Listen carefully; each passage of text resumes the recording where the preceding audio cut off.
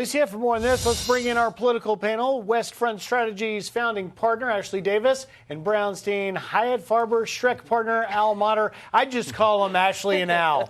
Let's get right into it and pick up where Brian Yanis doing great reporting there in Scranton, Pennsylvania. And I think he's right. He says you can't overstate how significant Pennsylvania is. And it was Biden's blue wall. What do we see happening in the Keystone State this time? I'll start with you, Ashley.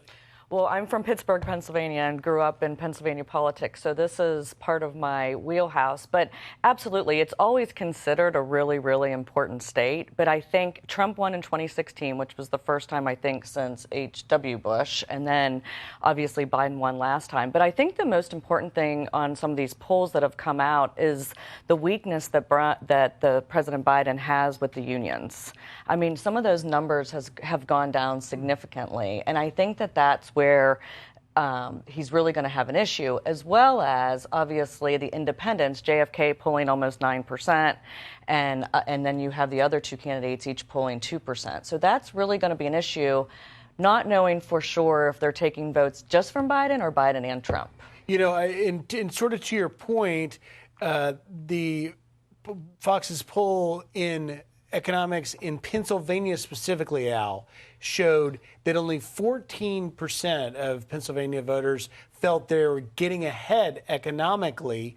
And my wife, in full disclosure, is from the Pittsburgh area. These are salt of earth, middle class, hardworking Americans. And so a poll like that, so low, only 14% getting ahead, is that going to be a game changer? It's a problem, Griff. I mean, inflation is an overhang that's hurting the president's polling numbers right now, because while the White House correctly believes the economy has been getting better, hundreds of thousands of jobs added every single month, if people are paying more for gas or food, they don't necessarily feel like they are getting better. And so that has to change, and it may not change by the election, which means he has to run with that headwind.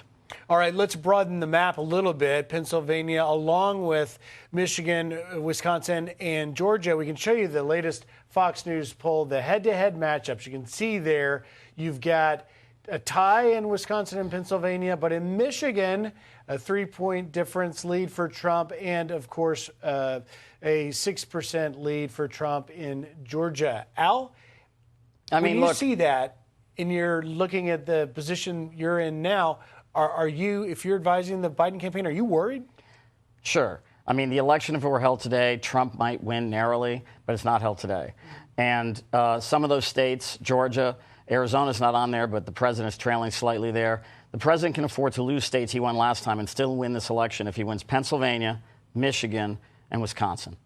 So if he can hold that blue wall there, where it's very close or even ahead slightly in Wisconsin, he can still win, even losing some states he won last time. I would note that in both Arizona and Florida, a state that Republicans like to laugh at Democrats when we say we can compete there are very challenging referendums going to be on the ballot on women's right to choose. Arizona is going back to 1864 and saying you can't exercise your reproductive freedoms. Florida has a 6-week ban. Both of those are going to be on the ballot. That could change the way these polls today look in 8 months. This could change anyway. We saw Donald Trump getting cheered in Harlem, and you've got the courtroom. Just before we run out of time, I want to play for you, actually, a soundbite from Stephen A. Smith talking about the reception in Harlem among black and Hispanic folks that he got. Listen here.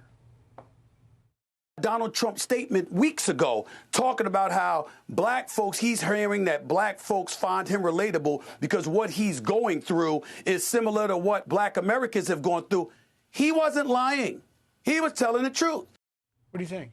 You have the Latino voters that are supporting him because of immigration, and the ones that are voting are the ones that came over legally and went through the process. So I do think that's why he pulls pretty well with them.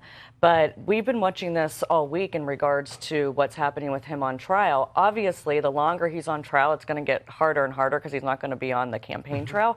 But I do agree that the black voters and black Americans do identify because they think that the judicial system is fixed. 10 seconds, I'll give you the last word. Ashley's right. The judicial system in America has been rigged against African Americans for a long time, and I'm not surprised that the former president is trying to appeal to that. I like that he says Ashley's I right, know by the way. you guys are I'm gonna agreeing, have a and we'll recording of that. all be watching on Monday. The courtroom has turned into the campaign trail for a guy named Donald Trump. That's for sure. Ashley, Al, thanks for being here. Have a great weekend. You too. Thank you.